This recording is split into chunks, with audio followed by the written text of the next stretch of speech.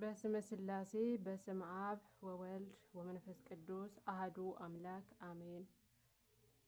እንኳን ለእናታችን ለቅድስት ድንግል ማርያም ለጾመ ፍልሰታ በሰላም አደረሳችሁ አደረሰን። ቅድስት ጾመ ፍልሰታ ለማርያም። ቸር እግዚአብሔር ለሰው ልጆች ከሰጠው ጸጋ አንዱ ጾም ነው። የሰው ልጅ ከፈጣሪው ክብር እንዲደረግለት ክፋትን መስራት የለበትም፣ መልካም መሆንም ይጠበቅበታል። ለዚች ምንጩ ደግሞ ጾም፣ ጸሎት፣ ስግደት ናቸው። ያለ እነዚህ ምግባራት መቼም ወደ ጽድቅ መድረስ አይቻልም። ይቅርና እኛ ክፉዎች የሰማይና የምድር ፈጣሪ የክብር ሁሉ ባለቤት ጌታችን ኢየሱስ ክርስቶስ ሥጋችንን በተዋህደ ጊዜ የመጀመሪያ ሥራው ያደረገው ጾም ነው። ስለዚህም ቅድስት ቤተ ክርስቲያን 7 አጽዋማትን በጉባኤ ሰርታ በአዋጅ እንዲጾም ታደርጋለች። ከነዚህም አንዱ ጾመ ፍልሰታ ነው። ፈለሰ ሄደ፣ ተጓዘ እንደማለት ሲሆን ፍልሰታ ማለት የእመቤታችን የቅድስት ድንግል ማርያም የዕርገት ጉዞ የሚያዘክር ቃል ነው። እመብርሃን በዚህ ዓለም ለ64 ዓመታት ኑራ ካረፈች በኋላ ሥጋዋ እንደኛ አልፈረሰም። ለጊዜው በዕፀ ሕይወት ስር ቆይታ እንደ ልጇ ትንሣኤ ተነስታ አርጋለች። እርሷ በሁሉ ነገሯ ቀዳሚ መሪ ናትና ጾመ ፍልሰታን የጀመሩት አበው ሐዋርያት ሲሆኑ እንድትጾምም ሥርዓት የሰሩት ራሳቸው ናቸው። ከ7ቱ አጽዋማትም እጅግ ተወዳጅና እየተናፈቀች የምትጾም ናት። ካህናት ምእመናንም ጾሟን እንደየአቅማቸው ክብር በሚያሰጥ መንገድ ይጾሟታል።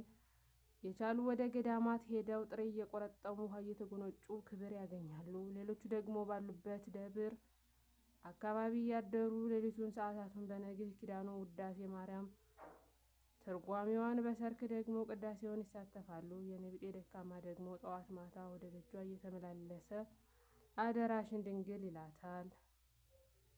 እርሷ አምነን አፍረን አናውቅምና ነጋ መሸ ሳንል እንማጸናታለን። ጽንዕት በድንግልና ስርጉት በቅድስና እመቤታችን ጸጋውን ክብሩን እንዳይነሳን ለምኝልን።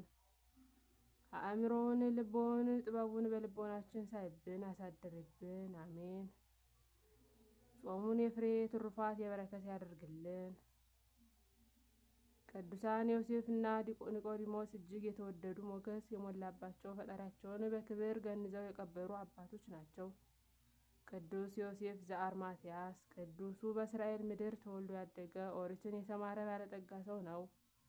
የተማረ ደግ ሰው ነውና የክርስቶስን መምጣት በተስፋ ይጠብቅ ነበር። ባገኘውም ጊዜ በአዳኝነቱ በመሲሕነቱ አምኖ በስውር ተከታዩ ነበር። ቅዱስ ኒቆዲሞስ ወንጌልን እንደሚነግረን ይህ ሰው የአይሁድ አለቃ፣ መምህር፣ ዳኛና ሀብታም ሰው ነበር። እነዚህ ሁሉ ማነቆች ግን እርሱን ከፈጣሪው ሊያስቀሩት አልቻሉም። ሌሊት ሌሊት እየመጣ ከጌታችን እግር ይማር ዘንድ አድሎታል። በመካከልም ከአይሁድ ጋር ብዙ ተጋጭቷል። ሁለቱ አባቶች መድኃኒታችን ስለኛ ሲል ሞተ ባለበት ሰዓት ላይ በእርሱ የደረሰ ይደርስብናል ሳይሉ በድፍረት ሥጋውን ከጲላጦስ ተካሰው ለመኑ። እንባቸው በፊታቸው እየወረደ ከመስቀል አውርደው በዮሴፍ በፍታና በኒቆዲሞስ ሽቱ ገነዙት። እንዲህ እያሉ ሙታንን የምታስነሳ ጌታ አንተ ሞትክን? ደካሞችን የምታጸና ቸር አንተ ደከምክን?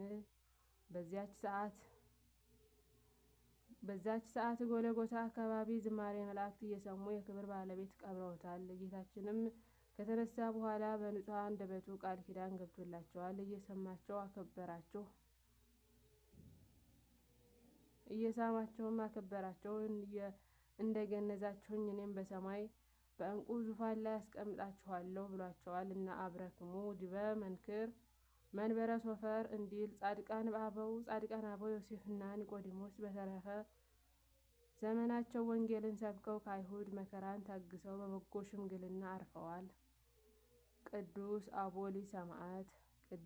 ቅዱስ አቦሊ የሰማዕታቱ ቅዱስ ዮስጦስና ቅድስት ታውክልያ ልጅ ሲሆን በ3ኛው መቶ ክፍለ ዘመን ያበራ የቤተ ክርስቲያን ዕንቁ ሰማዕት ነው። የሚገርመኝ ሁለቱ የግማሹ ዓለም አስተዳዳሪዎች ነበሩ። የወስጦስ ንጉሥ ተኩልያ፣ ንግሥት አቦሊ ደግሞ ልዑል ነው። ነገር ግን ይህንን ክብራቸውን በክርስቶስ ፍቅር ጎን ሚዛን ላይ ሊያበሩት በጣም ቀሎ ታያቸው። ሦስቱም ከዙፋናቸው ወርደው ወገባቸውንም ታጥቀው ባሮቻቸውም በነበሩ ሰዎች ስለ ክርስቶስ ብዙ ተንገላቱ፣ መራራ ሞትንም ታገሱ። በተለይ ቅዱስ አቦሊ ከአንጾኪያ ወደ ግብጽ ብስጣ ይዘው አምጥተው ክርስትናውን እንዲተው ያላደረጉት የለም። በቁሙ ቆዳውን ገፈው በቆዳው አቅማዳ ሰፍተው ያንንም አሸክመው የተገፈፈ አካሉን ጨውና ኮምጣጤ የቀቡት አዙረውታል።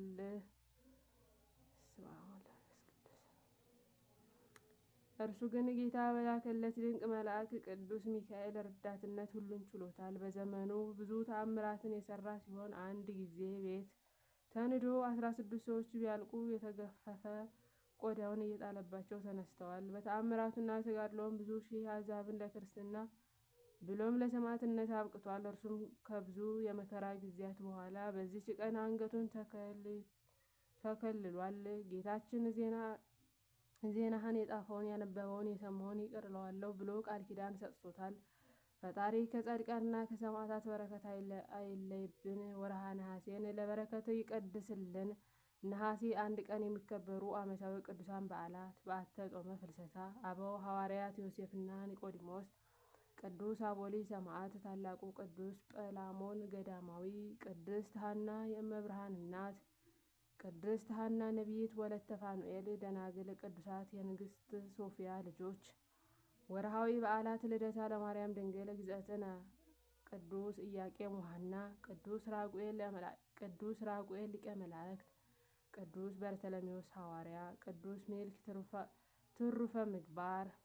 የጌታችን የኢየሱስ ክርስቶስ ደቀ መዝሙር የነበረ አርማትያስ ዮሴፍ የጌታ ኢየሱስ ሥጋ ሊወስድ ጲላጦስን ለመነ። ጲላጦስን ፈቀደለት። ስለዚህም መጥቶ የጌታችን የኢየሱስ ክርስቶስ ሥጋ ወሰደ። ደግሞም አስቀድሞ በሌሊት ወደ ጌታ ኢየሱስ መጥቶ የነበረ ኒቆዲሞስ መጥቶ ንጥር የሚያህል የከርቤና የእሬት ቅልቅል ይዞ መጣ። የጌታ ኢየሱስም ሥጋ ወስደው እንደ አይሁድ አገናነዝ ልማድ ከሽቱ ጋር በተልባ እግር ልብስ ከፈኑት። ዮሐንስ 19:38 ላይ በጽዮን መለከትን ንፉ፣ ጾምንም ቀድሱ፣ ጉባኤውንም አውጁ፣ ሕዝቡንም አከማቹ፣ ማህበሩንም ቀድሱ፣ ሽማግሌዎችንም ሰብስቡ፣ ሕፃናቱንም ጡት የሚጠቡትንም አከማቹ። ሙሽራው ከእልፉ ሙሽራይቱም ከጫጉላዋ ይውጡ። ኢዮብ ምዕራፍ 2:15 ወስብሐት ለእግዚአብሔር ወለወላዲቱ ድንግል ወለመስቀሉ ክቡር አሜን። ይቆየን። ውድና የተከበራችሁ የፈገግታ ዩቲዩብ ቻናል ቤተሰቦች ከልብ ሆናችሁ በማዳመጥ በረከቱን አግኙ።